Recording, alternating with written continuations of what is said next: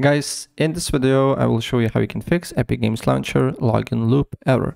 So without further ado, let's get started. First of all, open up Task Manager, and then what you need to do here, you need to go to Details, Epic Games Launcher, right click on it, and then End Process Tree, right?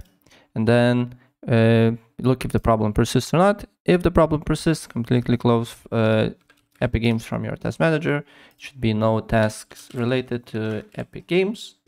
Then you need to write run, and then here you need to write % local app data %, right? And then you need to look for Epic Games Launcher, Epic Games Launcher folder, and just delete it. Don't worry about it, it's just the cache files, it won't affect your saves, games, and whatsoever. And then you need to look if the problem persists or not. If the problem persists, then you need to go to Epic Games Launcher, on search, right click on it, open file location, and then again open file location here, and then on exe file you just need to right click, properties, compatibility, and make sure to run as administrator and disable full screen optimizations, apply OK, and it should work. So yeah, that's pretty much it. If I help you out, please press like button and subscribe for more. Take care.